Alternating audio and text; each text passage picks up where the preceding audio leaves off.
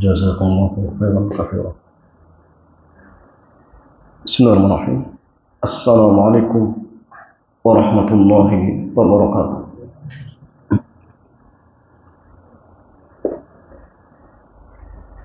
Alhamdulillah wassalatu wassalamu ala Rasulillah wa ala alihi wa sahbihi ajma'in. Amma ba'd. Ikhwan wa akhwati fillah, alhamdulillah kesempatan sore yang mulia ini Allah Subhanahu wa ta'ala kembali mudahkan kita untuk melanjutkan pelajaran kita pada kitab fikih ASN dan karyawan karya Al-Ustaz Aminul Bait hafizahullah ta'ala. Ya jamaah sekalian, kita sekarang berada di bulan Syawal. Di antara ibadah yang disunahkan di bulan Syawal adalah puasa 6 hari di bulan Syawal. Dalam sebuah hadis yang diriwayatkan oleh Imam Muslim dari sahabat Abu Ayyub radhiyallahu taala anhu, beliau mengatakan bahwa Nabi bersabda, "Man shoma Ramadan."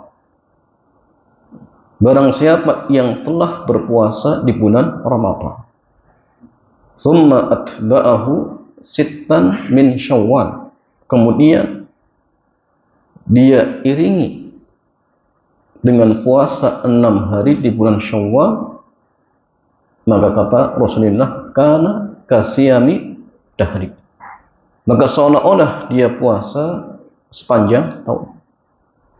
Ya, kenapa jamaah? Karena satu kebaikan dilipat gandakan menjadi 10 kebaikan. 30 kali 10 300, 6 kali 10 60. 360 itu seolah-olah 1 tahun. Ingat, tahun Hijriah. Tahun Hijriah. Nah, sehingga hendaklah kita sekalian berusaha untuk mengerjakan ibadah saum 6 hari di bulan Syawal. Apalagi jamaah sekalian, berpuasa 6 hari di bulan Syawal, kata Imam Ibnu Rajab, ini merupakan salah satu tanda bahwa ibadah puasa kita di bulan Ramadan diterima oleh Allah Subhanahu wa ta'ala. Dia mengatakan anna mu'awadatas saum ba'da siyami Ramadan.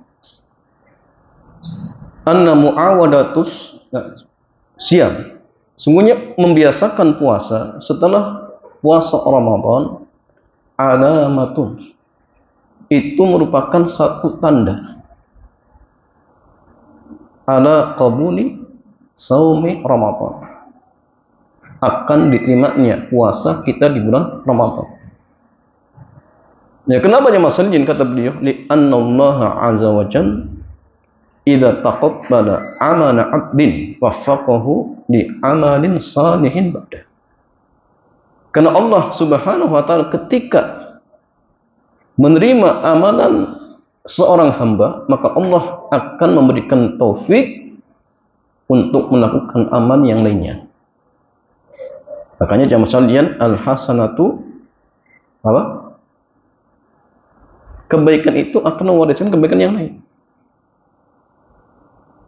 Bahkan Syekh Dr. Saleh Ibnu Fauzan beliau mengatakan gini, inna min alamati qabuli syahri Ramadan, di antara salah satu tanda ibadah-ibadah di bulan Ramadan yang kita kerjakan diterima oleh Allah Subhanahu wa ta'ala, an takuna halul muslim ba'da Ramadan ahsan min halihi qabla Ramadan.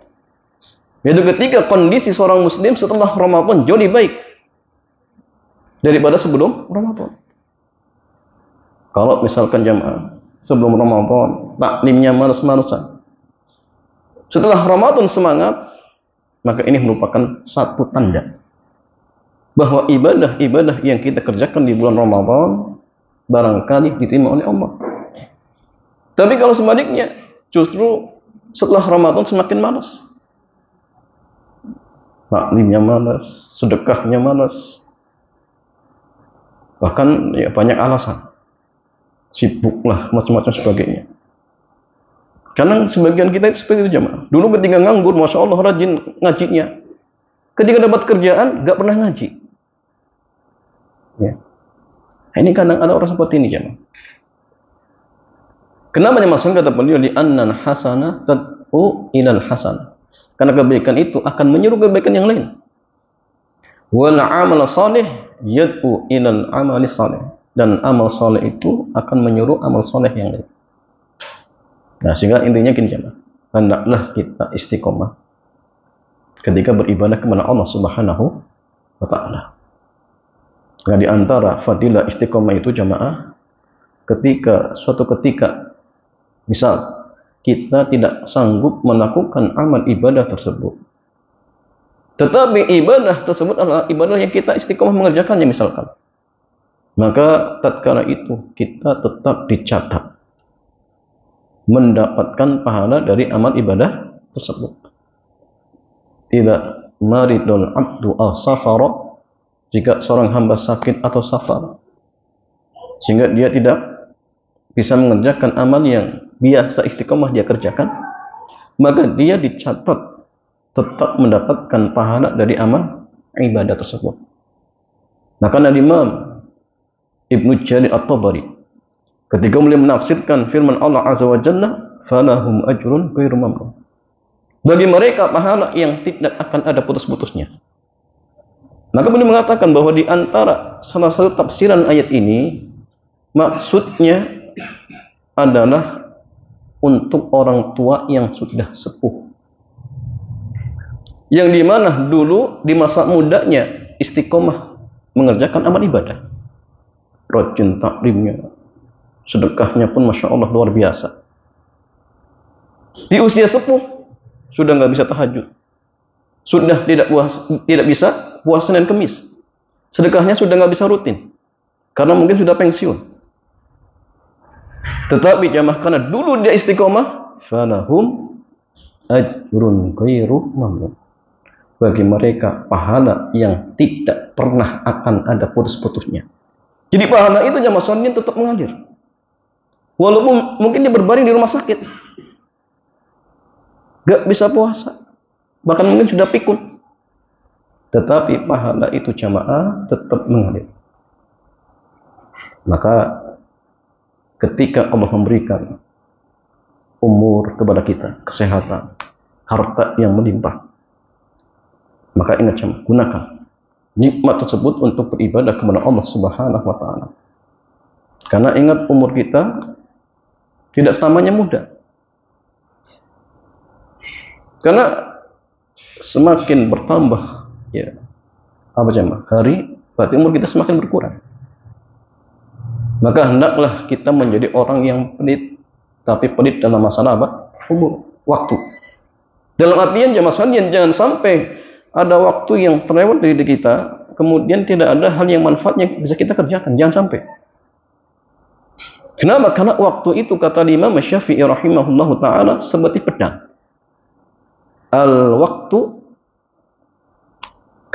kasayf. Jadi waktu itu seperti pedang. Idza qata'tahu wa illa qata'aka. Jika engkau tidak menggunakannya, maka engkau akan terputus atau pedang itu akan memutuskanmu, akan terpenggal.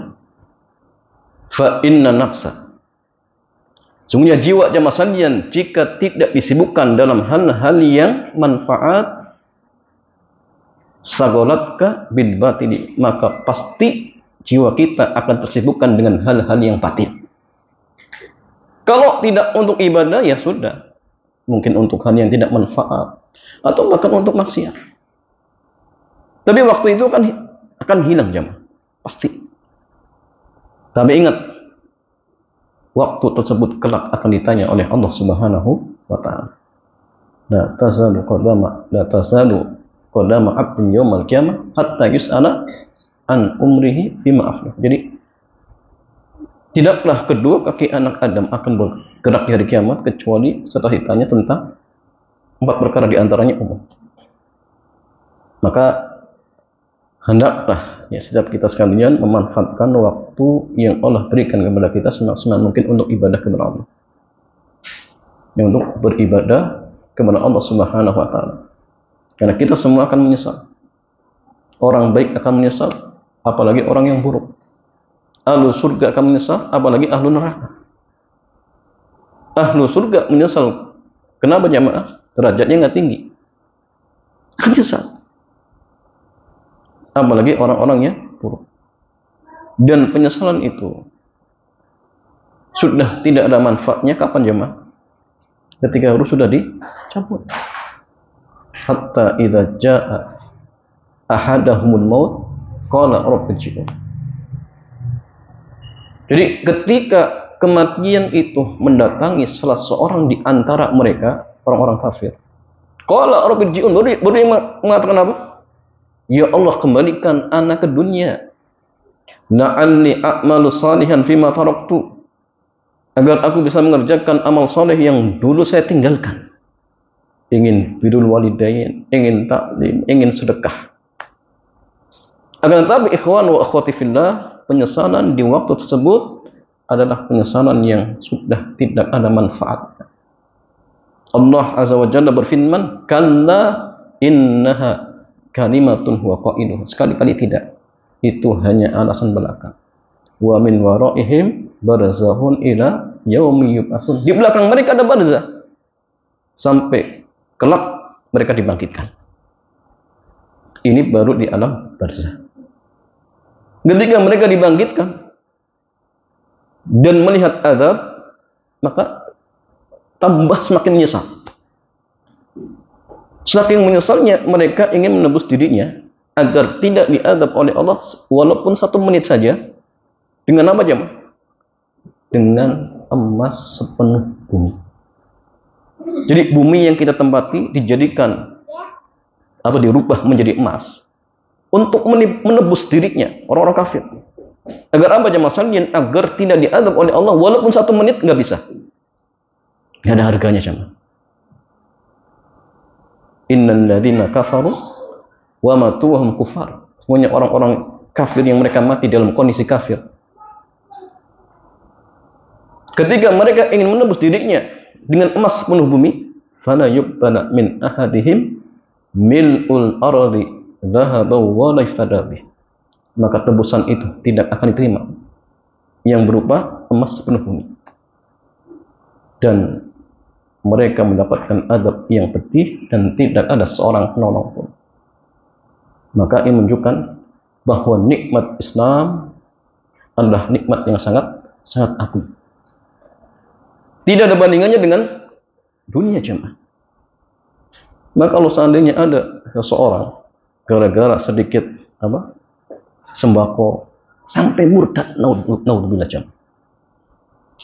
Gara-gara kerjaan enggak sholat. Nah, ini orang tidak tahu nikmat Islam. Islam itu nikmat yang tidak bisa dibandingkan dengan dunia walaupun seisinya jemaah. Apalagi hanya kerjaan. Gaji yang hanya mungkin cuma 20-30 juta. Nggak ada bandingannya. Sebagian orang jemaah gara-gara gaji 5-6 juta dia berani berbuat haram. Bayangkan. Dia sepelekan akhirat gara-gara dunia yang dia sendiri yakin dunia itu pasti akan ditinggalkan. Dan dia pun yakin dunia itu sudah dicatat oleh Allah.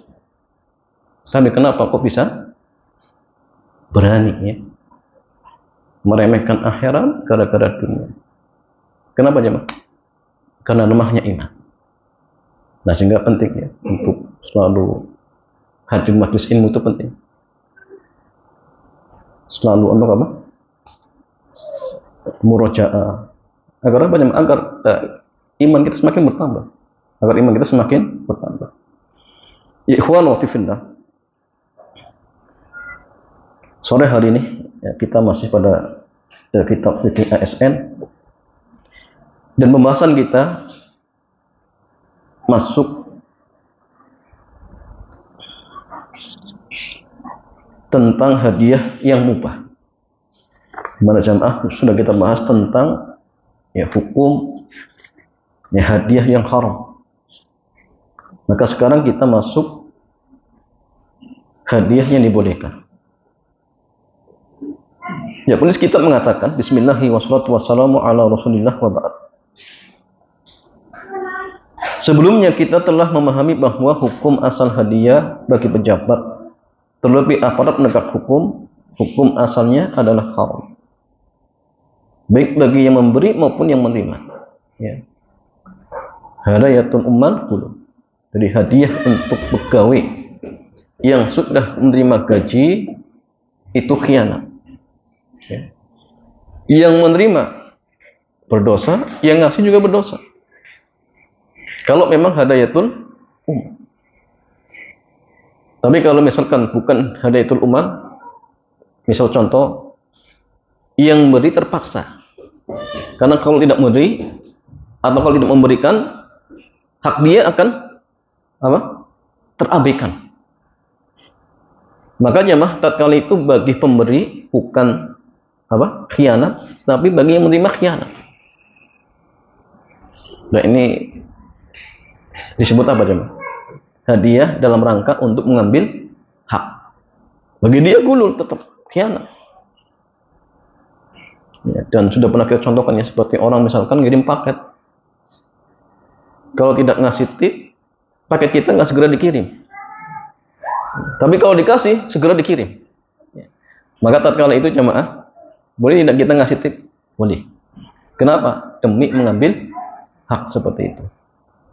Antum misalkan dapat orderan dari instansi tertentu, sudah dikerjakan, tapi uangnya nggak cair-cair. Kenapa? Karena nggak ngasih. Ya. Maka boleh tidak ngasih jamaah? Boleh tidak? Boleh. Kenapa? Demi mendapatkan hak. Tapi kalau awalnya nggak tahu, tapi kalau awalnya sudah tahu, oh kalau kerjasama dengan dia harus ngasih tip, ya jangan, nggak boleh. Awalnya nggak tahu, sudah dikerjakan, ternyata uang itu nggak cair-cair. Kecuali kalau harus ngasih tip, maka tatkala itu dibolehkan. Kenapa? Karena ngasih tipnya demi mengambil hak seperti itu. Tapi kalau dari awal misalkan instansi ini kalau nggak ngasih tip nggak akan cair apa dananya misalkan, ya jangan apa kerjasama dengan instansi seperti itu jamaah. Kenapa? Karena kita nanti termasuk ta'awun al ismi wal udwan, tolong menolong di atas perbuatan dosa dan permusuhan. Sebagian ulama menegaskan bahwa larangan hadiah itu mencakup semua pegawai pemerintah, meskipun tidak termasuk aparat penegak hukum. Jadi ASN murni tidak boleh menerima hadiah. Ingat, yang terkait dengan apa? Pekerjaannya.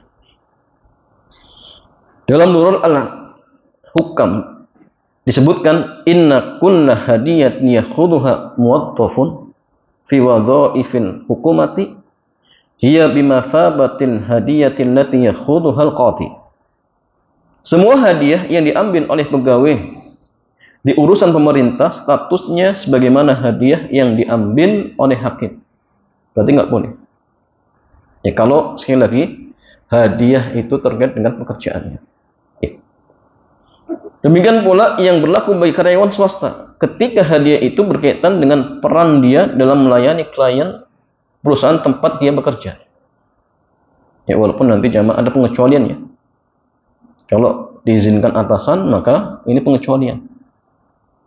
Dan kalau tidak maka hukum asalnya tidak diperbolehkan. Namun demikian manusia tetap memiliki hubungan dengan yang lain di luar jabatannya. Ya.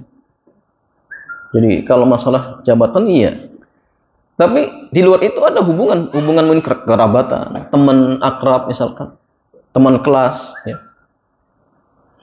Karena itu sekalipun terlarang menerima hadiah, namun ada pengecualian di mana mereka berhak menerima hadiah itu. Akan tetapi ketika ada keraguan, ya, kembalikan kepada hukum asal. Contoh kinjam. Hukum hadiah untuk pegawai swasta, kalau diizinkan oleh atasannya boleh tidak? Boleh. Tapi kita ragu, ini atasannya sudah mengizinkan belum ya? Makanya mah tatkala itu boleh tidak antum ngasih tip cuci mobil, ya. Belum tahu atasannya boleh mengizinkan atau tidak. Maka tatkala itu boleh tidak antum ngasih hadiah untuk tukang cuci mobil tersebut? Kalau ragu kembalikan ke asal. Hukum asal hadiah untuk pegawai yang sudah menerima gaji hukumnya apa? Terlarang. Maka jangan dikasih. Kecuali kalau antum sudah pastikan, tanya kepada bosnya, Pak, kalau saya ingin ngasih hadiah ke karyawan panjenengan, boleh tidak? Oh silakan, tidak masalah. Maka tatkala itu boleh, silakan. Tapi kalau misalkan kita masih ragu, belum tahu, maka hukum asalnya tidak dibolehkan.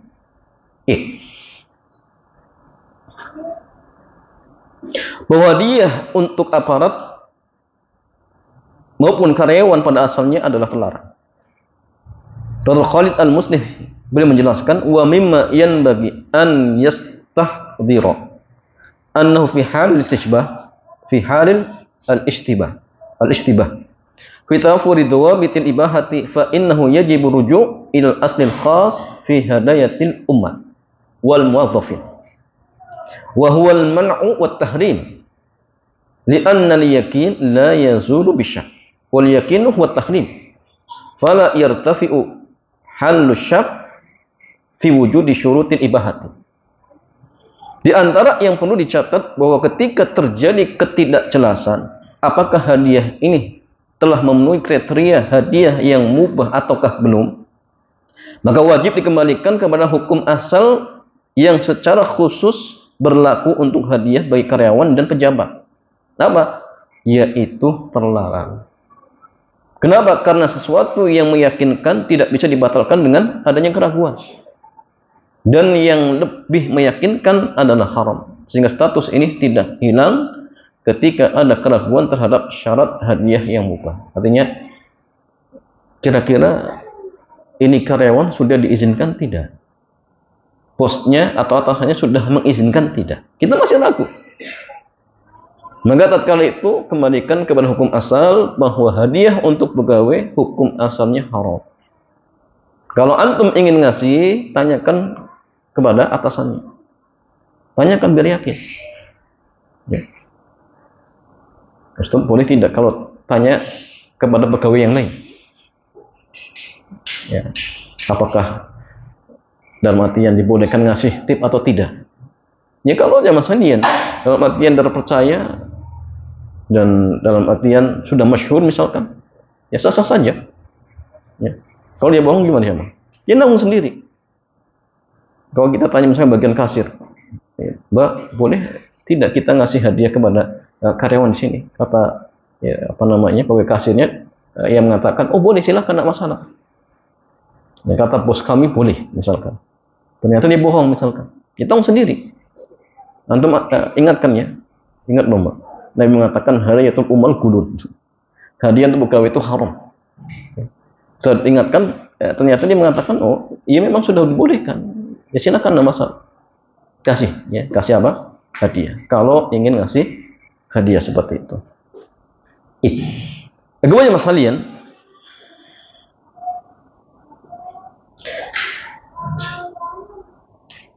Sekarang mas kita masuk hadiah yang mubah bagi aparat ataupun karyawan. Di antara hadiah yang dibolehkan untuk karyawan ataupun ya pejabat, ya, yang latar belakangnya bukan karena posisi dan jabatan.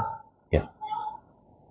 Jadi yang pertama cuma hadiah yang latar belakangnya bukan karena posisi dan jabatannya, murni karena hubungan yang lain, bukan karena pekerjaannya.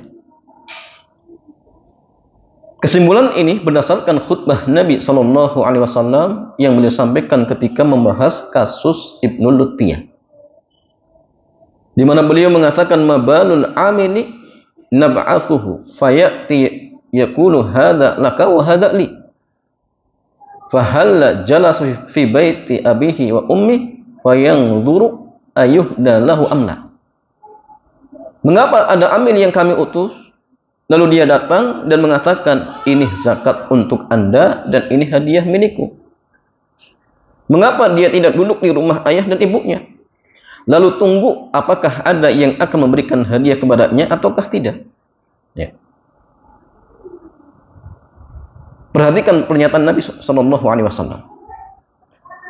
Mengapa dia tidak duduk di rumah ayah dan ibunya? Lalu tunggu apakah ada yang akan memberikan hadiah kepadanya atau tidak. Maka ini menunjukkan bahwa ketika hadiah itu diberikan bukan karena latar belakang posisi dan jabatan, hukumnya dibolehkan. Saya mengatakan, ya sudah. Seandainya dia duduk di rumahnya, kira-kira hadiah itu datang tidak? Artinya kalau hadiah tetap datang ketika dia posisinya di rumahnya, bukan karena jabatannya, berarti boleh. Tapi kalau hadiah itu memang datang gara-gara jabatannya, berarti ini nggak boleh. Termasuk hadiatul umar seperti itu. Dan salah satu indikatornya adalah ketika dia tidak memiliki jabatan. Karena hanya berdiam di rumah orang tua. Ada hadiah yang diberikan kepadanya. Karena misalkan dia tetap duduk, kemudian ternyata apa? Hadiah itu tetap datang misalkan. Oh berarti ini hadiah memang motivasinya bukan karena jabatan. Atau mungkin ya mas setelah jabatannya selesai, orang-orang masih tetap memberikan hadiah. Berarti memang hadiah-hadiah yang sebelumnya motivasinya bukan karena jabatannya. Maka tatkala itu berarti hukum asalnya diperbolehkan. Ya. Ibnu Abidin memberikan catatan ketika menjelaskan hadis Ibnu Lutbiyah. Beliau mengatakan wa ta'lilun Nabi sallallahu alaihi wasallam dalilun ala tahrimil hadiyati allati sababuhal wilayatu. Alasan yang diberikan oleh Nabi merupakan dalil haramnya hadiah yang disebabkan apa? Jabatan atau pekerjaan. Maka ini nggak boleh. Bahkan Al-Ghazali menjelaskan ini sebagai standar jika seorang pejabat ingin mengetahui kehalalan hadiah yang diberikan kepadanya, dia perlu mengukur. Andaikan dia hanya berdiam di rumah orang tuanya tanpa ada jabatan, apakah masyarakat akan memberikan hadiah kepadanya atau tidak? Itu standarnya. Kira-kira ketika dia tetap di rumahnya, ya, atau mungkin ketika jabatannya selesai, orang-orang ya kira-kira masih ngasih hadiah tidak? Kalau ternyata jamaah sekalian setelah jabatannya selesai, kemudian hadiah itu tidak kunjung datang lagi. Oh, berarti dulu-dulu hadiah itu memang karena apa? Jabatannya. Ya. Ada maksud dan tujuannya. Maka jelas kalau hadiah itu memang unsurnya atau sebabnya karena jabatan, hukumnya apa? Haram. Ya tidak dibolehkan. Beliau mengatakan wa idza thabatat hadhi tashdidah fal qadi wal wali yanbaghi an yuqaddir nafsahu fi baiti ummihi wa abihi. Fama kana yuqtaba dan azli wa huwa fi baiti ummihi yajuzu lahu an ya'khudhahu fi wilayatihi. Wa ma yu'lam anhu innama yu'tahu li wilayatihi fa haramu ahdihi. Setelah kita mengakui berbagai ancaman keras tersebut, maka selayaknya seorang hakim atau pejabat ya, mereka mengukur dirinya. Ketika dia di rumah orang tuanya, andaikan dia tetap diberi hadiah setelah tidak memiliki jabatan, maka hadiah itu boleh dia ambil. Meskipun dia masih menjabat, sementara yang diyakini bahwa hadiah itu diberikan kepadanya hanya karena jabatannya, maka haram untuk diambil atau diterima, nggak boleh. Lalu beliau menegaskan, jika masih meragukan, sebaiknya ditolak. Dia masih ragu, oh kira-kira ini hadiah karena jabatan saya atau bukan ya? Dia masih ragu, belum jelas, maka jangan diambil, jangan diterima. Wa ma uskila alaihi fi hadaya astiqaihi annahum hal kanu yu'tunahu law kana ma'zulan fa huwa syubhah fal yajtanibhu. Dan yang meragukan adalah hadiah dari kawan dekat. Apakah mereka akan tetap memberikan hadiah ketika orang ini tidak memiliki jabatan atau tidak? Ini merupakan masalah syubhat sehingga seharusnya dijauhi. Jadi kalau ya keadaannya masih belum jelas, apakah hadiah yang datang itu ya karena jabatannya atau bukan, maka tatkala itu jamaah ya sudah tinggalkan saja. Ya, itu syubhat. Karena ingat jamaah sekalian, Nabi mengatakan barang siapa yang menjerumuskan dirinya kepada perkara syubhat, maka lama-kelamaan dia akan terjatuh dalam perbuatan yang haram. Dia bermudah-mudahan. Ya. Akhirnya apa? Ya sudahlah. Oh, sedikit saja. Akhirnya apa? Kebiasaan. Akhirnya meremehkan. Maka jamaah, kalau kita sudah tahu ini syubhat, maka yang terbaik apa? Tinggalkan. Sudah tinggalkan saja. Kemudian masalian, contoh hadiah yang latar belakangnya bukan karena jabatan adalah hadiah karena kekerabatan atau pertemanan atau kesamaan forum kajian atau sebab lainnya. Ibnul Arabi mengatakan wa ammal hadiyatul mutlaqah litahabbubi wat tawassuli fa innaha jaizatun min kulli wahidin wa ala kulli halin. Hadiah umum karena alasan kasih sayang atau menyambung tali silaturahmi, hukumnya boleh dari siapapun dan pada kondisi apapun. Boleh. Antum ada hubungan kekerabatan, teman seangkatan, ya, ngasih hadiah. Ya, walaupun misalkan temannya pejabat misalkan, dan hadiah itu motivasinya karena hubungan pertemanan, maka tidak masalah. Atau hubungan kerabatan, tujuannya apa? Untuk menyambung silaturahmi, maka tidak masalah, boleh. Kenapa? Karena hadiah tersebut sebabnya bukan karena apa? Jabatannya. Tapi kalau karena jabatannya, maka jelas terkala itu tidak dibolehkan. Kemudian masalah dan contoh yang lain, hadiah untuk pejabat saat walimah atau guru, ya. Ternyata gurunya nikah. Boleh tidak wali santri ngasih hadiah ketika pernikahannya? Boleh tidak jamaah? Kita lihat ya. Kalau pejabat itu ada standarnya, undang-undangnya ada jamaah. Nggak boleh lebih dari 1 juta. Iya, hadiah ini pas walimah, tapi dikasih 1 M, gimana jamaah? Oh, ini gratifikasi nanti. Ya. Jadi, walaupun maksudnya boleh, tetapi undang-undang kita mengatur. Oke. Salah satu contoh hadiah bagi pejabat, namun bukan karena jabatannya, adalah hadiah saat walimah atau resepsi yang diselenggarakan oleh pejabat. Tentu saja di antara sekian undangan tidak semuanya kerabat atau teman dekat. Ada juga rekanan yang bisa jadi memiliki kepentingan terhadap jabatannya, sehingga orang yang menyumbang atau memberi hadiah saat walimah diiringi dengan aneka latar belakang. Di negara kita, KPK telah mengatur hadiah walimah untuk pejabat. Sebagian situs warta mengutip keterangan staf Direktorat Gratifikasi KPK bahwa pemberian amplop hadiah perkawinan untuk pejabat atau pegawai negeri tidak melebihi 1 juta. Kalau lebih tidak apa-apa, gratifikasi, nggak boleh jamaah. Jika nilainya lebih dari itu, boleh, tetapi wajib dilaporkannya. Karena pertimbangan dugaan gratifikasi untuk pejabat. Ketika hadiah diatur secara terukur, bahkan diakui oleh lembaga terkait negara, sekalipun diberikan ke pejabat, tidak dinilai sebagai riswah. Atau mungkin gini ya, masalahnya ngasih hadiah karena pegawai tersebut lagi sakit. Boleh tidak jamaah? Boleh. Wali santri ternyata ustadznya lagi sakit.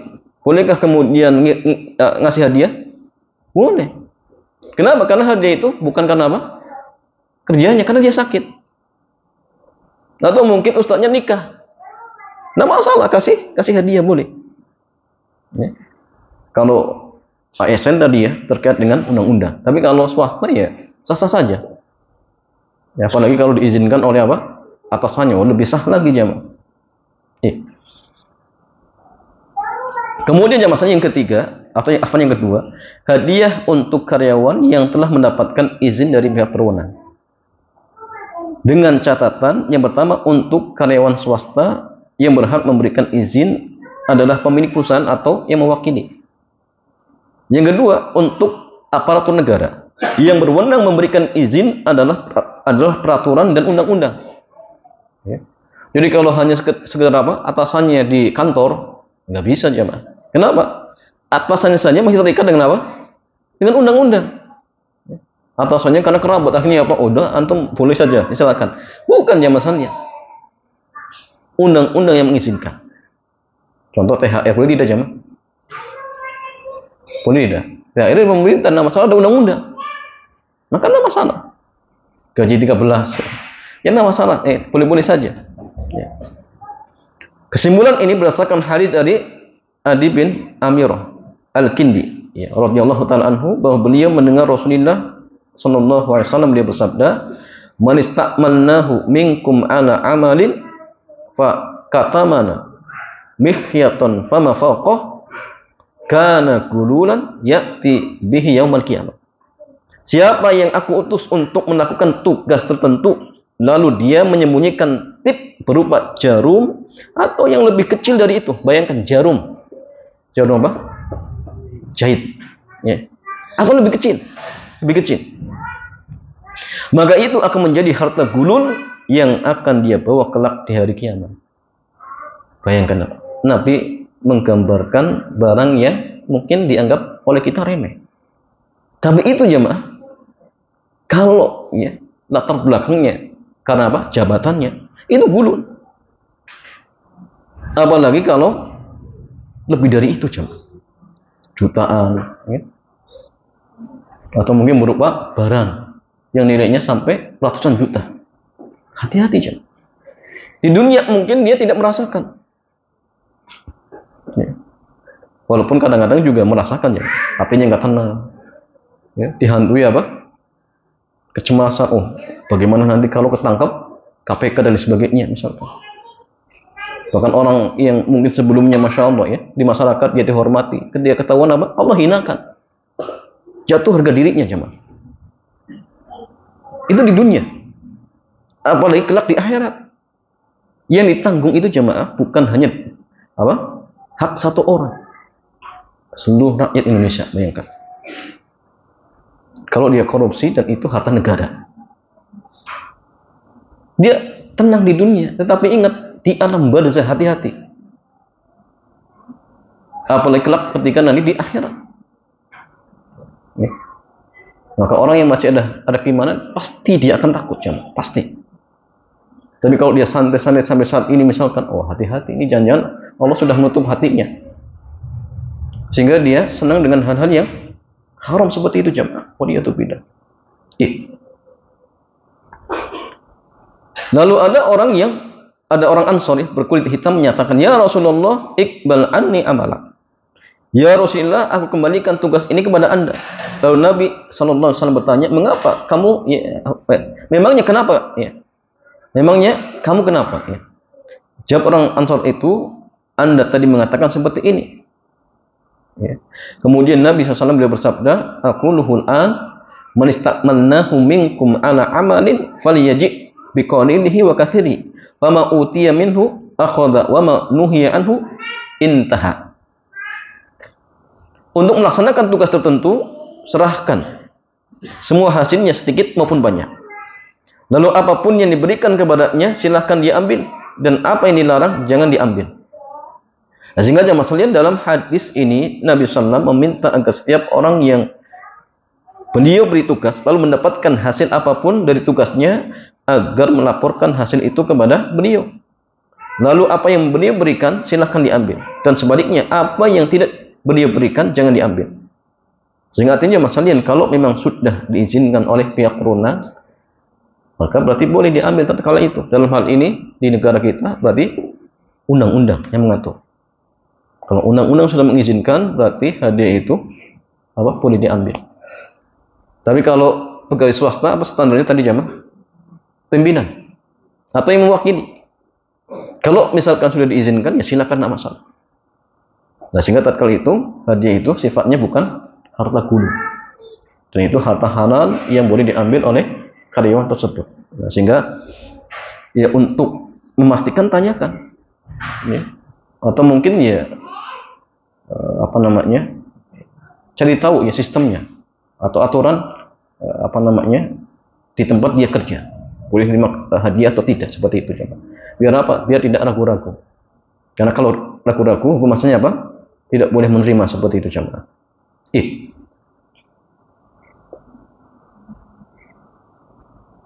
Ya wallahu taala a'lam bishawab. Ya, adapun yang lain jamaah sekalian, insyaallah akan kita singgung di pertemuan berikutnya. Mudah-mudahan bermanfaat. Ya, selanjutnya seperti biasa kita buka tanya jawab. Dipersilakan. Alhamdulillah, kita sampai pada sesi tanya jawab. Bagi jemaah yang sudah mempunyai pertanyaan, jika nanti dituliskan berbatas, bagi awal, ada bisa menaikkan aktif melalui mikrofon yang harus berjalan. Pertanyaan bisa berkaitan dengan tema maupun di luar. Baik, silakan jemaah yang bertanya. Assalamualaikum warahmatullahi wabarakatuh. Ini mengenai hadiah ketika perusahaan swasta, andai kata ada kasus seperti ini, sebuah sekolah swasta, di mana guru di sekolah tersebut digaji dengan gaji yang jauh di bawah standar, dan pemimpinnya atau pemimpin sekolah tersebut melarang untuk mengambil hadiah. Andai kata diberikan hadiah, apakah juga tetap tidak boleh diterima? Dengan kasus dengan gaji yang mungkin jauh di bawah standar, apakah tetap mengikuti aturan tersebut? Ya, jamaah sekalian, ada seorang guru bekerja di lembaga swasta yang gajinya di bawah standar, tapi pemimpinnya tidak mengizinkan untuk menerima hadiah. Apa kemudian pegawai tersebut boleh menerima hadiah karena jabatannya?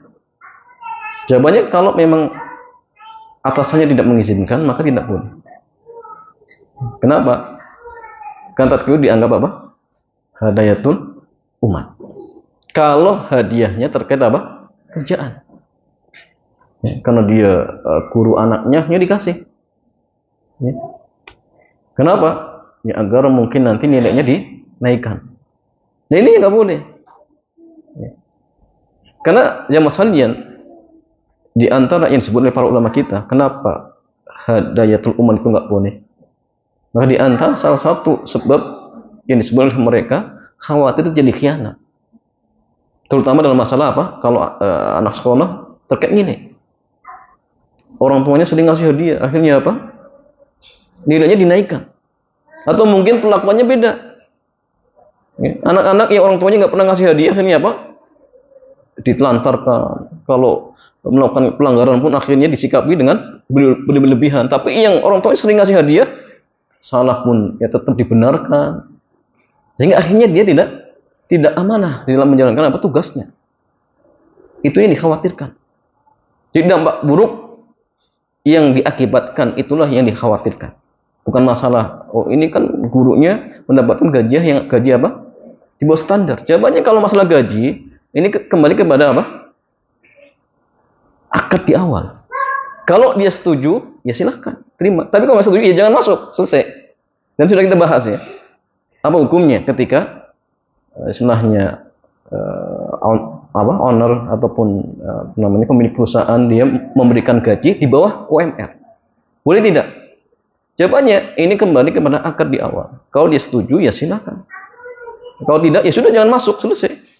Kalau dia dari awal sudah setuju, maka terikat dengan hadis Nabi, al-muslimuna ala syurutihim. Orang muslim itu terikat dengan syarat mereka. Kalau dia sudah setuju, ya sudah. Ya. Karena terkait masalah gaji dan tidak gaji di bawah standar ataupun sesuai dengan standar, itu kembali di awal sepakatan. Ya. Setuju ya silakan masuk, tidak ya sudah nggak perlu masuk. Ya. Kecuali jamaah sekalian kalau misalkan di situ ada kedoliman ya, sudah ada kesepakatan, kemudian ternyata pihak perusahaan misalkan berbuat dolim, itu beda kasusnya. Tapi kalau memang sudah sesuai dengan akad di awal, maka ketika itu sah-sah saja, tidak masalah seperti itu. Wallahu ta'ala alam bisawab. Jadi tidak boleh ya. Kalau memang secara tegas dilarang oleh atasannya, nggak boleh. Tapi kalau hadiah itu bukan karena jabatannya, maka silakan tidak masalah. Wallahu ta'ala alam bisawab. Ini pertanyaan dari Ahmad. Assalamualaikum warahmatullahi wabarakatuh. Waalaikumsalam warahmatullahi wabarakatuh. Saya ingin bertanya, saya seorang ASN. Jika ada mahasiswa yang melakukan penelitian di tempat kerja dan setelahnya mahasiswa tersebut memberikan hadiah kepada masing-masing pegawai di suatu bagian tertentu di kantor. Apakah hadiah tersebut boleh kami terima? Ya, ini ASN ya. Ya, jamaah sekalian, ASN maka mutlak tidak boleh menerima hadiah yang terkait dengan kerjaannya.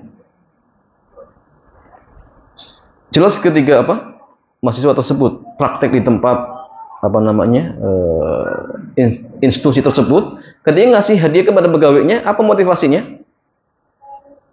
Karena jabatan. Coba kalau dia nggak kerja di situ dikasih tidak? Nggak dikasih. Berarti memang hadiah itu murni karena apa?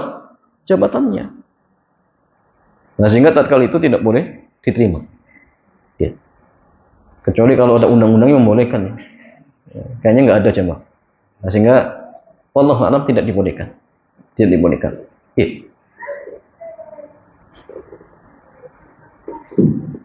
Berikutnya beriman betul.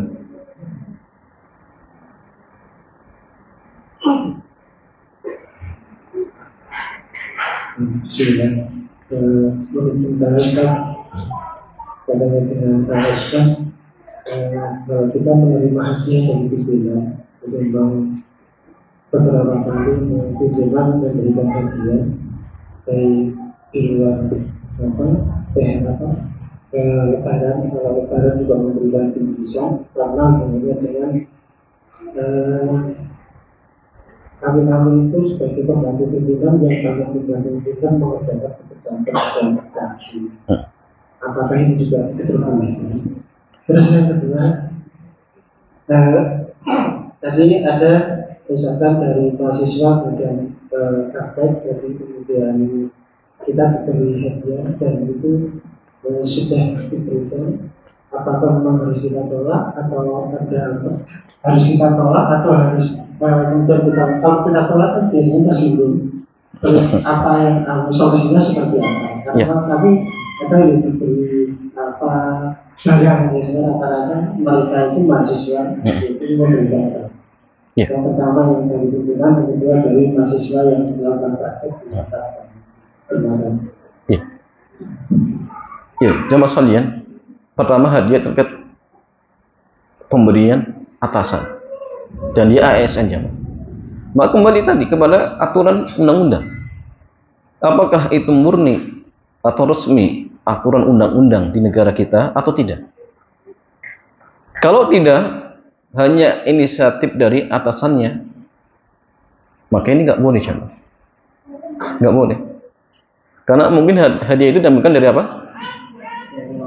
Dari uang. Nah, itu nggak boleh jamaah. Tapi kalau memang ada aturan resmi dari undang-undang kita, misalkan seperti THR atau gaji 13 misalkan, itu halal, nggak masalah. Kalau yang THR memang murni, itu halal insya Allah. Ada yang 13 halal. Tapi yang tadi yang inisiatif dari atasan sendiri, ya jelas. Nah, kalau memang tidak resmi maka tidak boleh. Dan tidak diperbolehkan seperti itu. Yang kedua terkait tentang hadiah dari mahasiswa. Apakah sikap yang terbaik itu diterima atau ditolak? Jawabannya kalau mungkin ditolak, tolak. Tapi kan nggak enak. Jawabannya dia ngasih api neraka kepada kita jemaah, dirumuskan kita. Ya. Harusnya kita ingatkan dia. Man ra'a minkum munkaran falyughayyirhu biyadihi. Barang siapa yang melihat kemunkaran dengan tangannya, ingatkan kepada mahasiswa tersebut bahwasanya Nabi melarang. Barangkali mungkin selama ini dia belum tahu. Karena mungkin dia pernah ngaji. Maka penting untuk disampaikan. Banyak hadiah untuk pegawai itu tidak dibolehkan. Coba kalau didiamkan, akhirnya dia kelak jadi pejabat lagi jamaah. Dia nggak tahu hukum itu. Nah, sehingga hadiah umum itu tetap dipraktikkan. Maka penting untuk dalam artian mengedukasi gitu ya. Atau ya menjelaskan. Agar mereka, ternyata di ajaran kita Islam tidak boleh memberikan hadiah kepada pejabat pemerintah yang hadiah itu sebabnya karena jabatan. Biar dia tahu. Ya, biar dia tahu seperti itu. Jadi kalau mungkin ditolak, tolak. Kalau tidak mungkin, sudah dikasihkan dan nggak mungkin dikembalikan, ya sudah. Kalau masalah ini kembali kepada Baitul Mal, tapi sekarang nggak ada. maka ya sudah disalurkan untuk fasilitas umum. Seperti itu. Tapi kalau mungkin tolak seperti itu. Wallahu ta'ala a'lam. Tapi kalau sudah dikasihkan ya sudah salurkan untuk fasilitas umum seperti itu. Wallahu a'lam.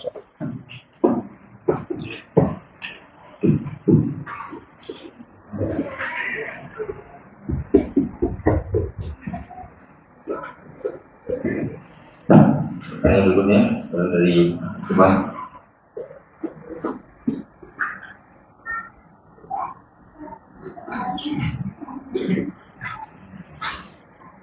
Ya, itu satu.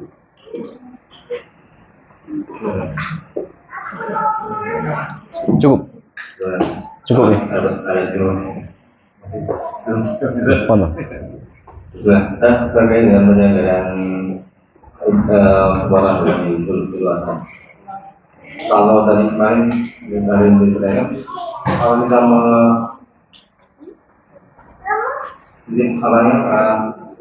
kulit hewan kurban itu boleh yang sudah dipasangkan kepada manusia boleh kita dijual, boleh diberikan lagi dan bukan boleh bagian kembali. Gini, intinya masalahnya kalau kulit itu sudah dihadiahkan kepada panitia dari sahibul kurban, maka hal buat mereka mau dijual, mau makan sendiri, nah masalah. Tapi kalau inisiatif sendiri kemudian dijual oleh panitia, maka ini nggak boleh. Kenapa? Karena panitia wakil dari apa? Sahibul kurban. Sehingga ada akad dari sahibul kurban bahwasannya kulit itu kami hadiahkan untuk panitia. Kalau sudah ada akadnya, berarti statusnya hadiah. Sehingga tatkala itu silahkan panitia untuk menjual kulitnya, nggak masalah. Tapi kalau tanpa ada akad, kemudian inisiatif dari panitia kemudian menjual kulit tersebut, maka ini nggak boleh. Dan menjual kulit dari hewan kurban tersebut sama halnya mengurangi harga dari hewan kurban. Sedangkan hewan kurban itu sudah diberikan atau dihadiahkan kepada siapa? Allah. Kalau diambil kembali haram, nggak boleh jemaah. Nggak boleh. Jadi antum izin dulu kalau jadi panitia, izin kepada sahibul kurban. Ini kulitnya bagaimana? Kalau sahibul kurban mengatakan, oh sudah kulitnya buat antum saja, saya hadiahkan untuk antum misalkan, maka sah saja, tidak masalah. Ustaz, tapi kan ini hadiah nggak ada serah terimanya bagaimana? Hadiah tidak seperti jual beli jemaah. Jual beli itu harus ada serah terima. Tapi kalau hadiah itu bebas. Hanya dengan ucapan sudah sah, tidak masalah. Seperti itu.